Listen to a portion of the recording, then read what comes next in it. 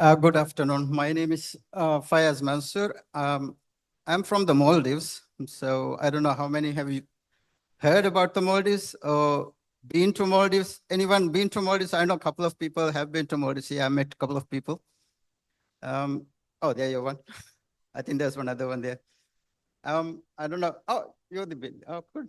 So not so strange. Um, there are. I don't know. Have you heard about Maldives? Obviously, would have heard. I think. My company is called Gedo Consulting. We basically is an architectural and engineering company. Our main business line of business is designing. Now we have added, well, includes concept design, architecture, civil engineering, electrical, mechanical, and now we have added valuation as well. So it covers the whole range of consultancy in design stage. We are very much involved in, well, the topic today is resorts, so I'll try to focus on the resorts. We are very much involved in designing resorts at all stages, from the very beginning concept till the end. So that's our basic information about myself. Tourism started in the Maldives around the 1970s, mid 1970s. We currently have about 175 tourist resorts operating, and there's quite a few under construction. Some has been under construction for 3, 4, 5 years now. So 25 under construction. One of the unique thing about Maldives resort designing or development is it has this concept called one island, one resort, meaning it will have one owner on each island. There will be no two operators, no two hotels on one island. So it becomes very private, very unique, and very expensive to develop and operate it. So obviously it comes onto the customer, the cost. So it becomes very expensive to stay on a resort. Ranges from 4-star to the, I don't know, 7, some call it 7-star, but you have everything in the Maldives from the very top to the very top. And you have all the very famous world hotel brands operating in the country. There are some Thai brands, Anantara, Singha, Dusitani, and Santara are there, and they are still doing more resorts.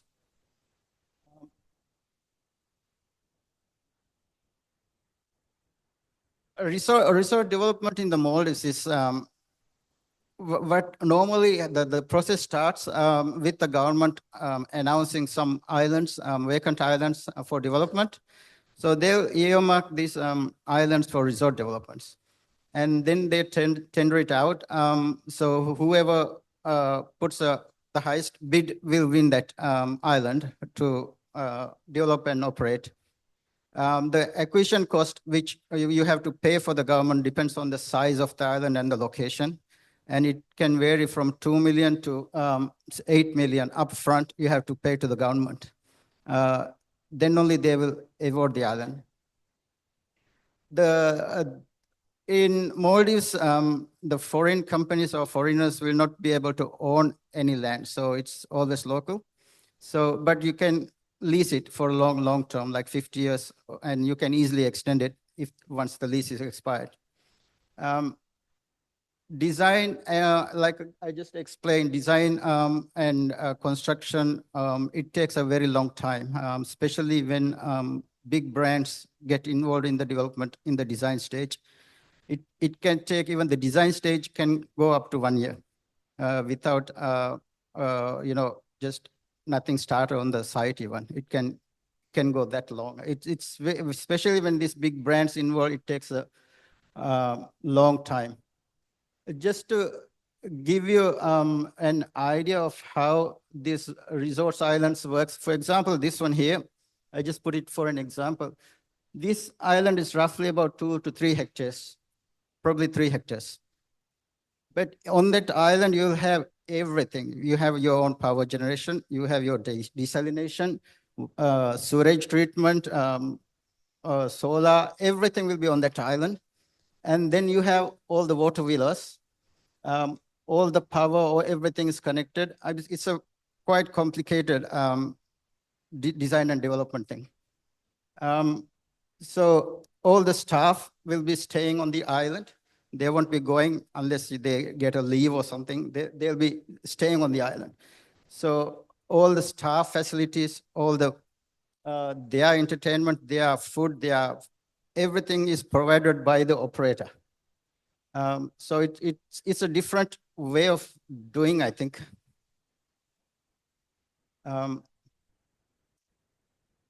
Management companies is, I'm just going to give a quick brief on how Maldives works on these resorts. Management companies like the operators, sometimes the developer will not be the operator. The developer might get involved in an operator at the very early stages or after construction completion. There are very different reasons. If you involve an operator at the beginning stage, there's a lot of requirements the operator will impose on the developer. So it becomes very a costly exercise. If you get the operator, I'm talking about the big brands again. So the other option is get the operator involved after the completion. Then what happens is the operator will take over the resort, and then they will do a lot of changes, but at their own cost. So those two are typically the way they do it. The selling process itself is quite tedious. It takes a long time if a resort is out for selling. And it's a very rare cases. You don't see a lot of resorts being sold in the Maldives. Obviously, it's because it is profitable, I would think. So it's very rare you see a property, especially the high-end resorts, getting another buyer or being try to sell it. The process itself, initially they will engage in a broker. The broker is usually a very, popular international broker. It's not local or some small brokers, but it will be a very big broker. Usually, it's always an international broker, and they carried out a detailed valuation of the resort itself, and then advertise. With these high-end resorts or resorts itself, you don't hear that the resort is being advertised. You'll hear only once the resort has been sold and it's been transferred. Mostly it's through negotiations. It's always negotiations. They will select a buyer, and then they will negotiate, and then they go through another very tedious process called doing the due diligence. This can take 6 to 12 months easily. You get involved, the insurance companies will be the main player on this one. They have to go through every detail of the island because it's all involved a lot of services, like I said, power generation, big plant and equipment is involved in it. So you get involved a lot of professionals, architects, engineers, surveyors, QSs, all get involved at different stages. And in this process, once get to a complete, then again, they will do a negotiation with the buyer again, because if there's any changes you need to make, they have to incorporate into that negotiations. The final agreement and handover is the next, which, like I said, varies from 6 to even more than 12 months. Selling resorts, again, it's very, very rare. Often you hear it on the media after it's been sold. So the information you get on its prices is very limited. You hardly hear what's the prices being negotiated, or what's the resort, how much the resort is sold. You don't know how accurate it is. Whatever they give you on the media may not be the real picture. I've been always told Maldives is a very expensive place to stay, especially for the tourists. It is true, it is really expensive if you're staying on a resort. But nowadays, government has started allowing doing beach hotels, which is on local islands where people live.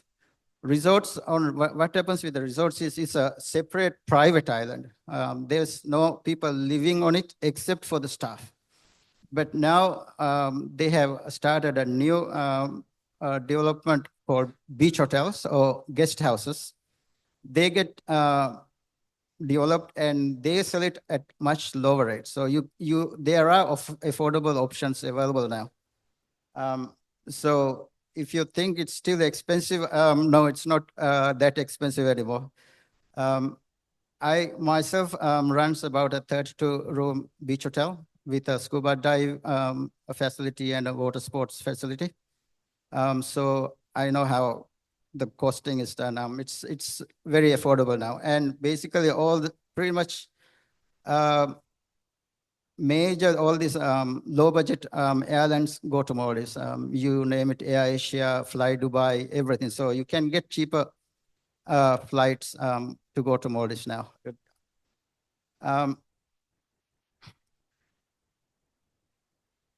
Some recent pricing, which island, this is not published information again, depending on the locations. These are four-star resorts. We are not talking about very high-end branded ones. A 30-room resort in Alif Dal Atoll, which is about half an hour from the capital, Male. That's the price they are doing. It is around $23 million. The 123-room resort in Ara Atoll, which is about half an hour by seaplane, that's about $70 million. 100-room resort in Lam Atoll, that's about $40 million. And the last one, 120-room resort in Ra Atoll, that's also around $75 to $8 million. These are some recent information we got.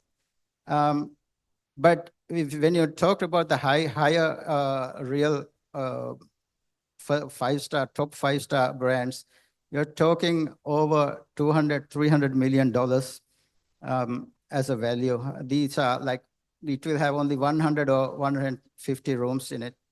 So you're talking about $200-300 million. It costs about $2 million a room. The value is around that mark. So that's a quick rundown of how resorts run and operated and sold in Maldives. Again, it's very rare. We locals doesn't get involved in selling resorts, mainly because it's the value, and they go into very formal way with international brokers. So that's a very quick brief of Maldives resorts, how it's operated and being sold and everything. So if you have any questions, let me know now or even later. It's fine. Thank you so for giving for the opportunity. Thank you for your team as well. Yeah. So visit Maldives soon. I have invited Dr. Sopon a few times, but he keep on refusing it. No, I will, but because of some engagement, so I cannot go. I will do that. Yeah, I will do that for my honeymoon. Maybe too late. Okay, so thank you very much. So before we have a break, we will have we will have another very important speaker as well. Oh, so Mr. Where is my speaker? Mr. Fayaz. Sorry. Mr.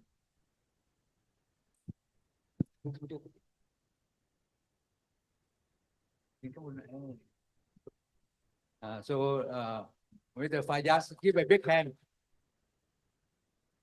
So you remember Miss BB over there, right? And this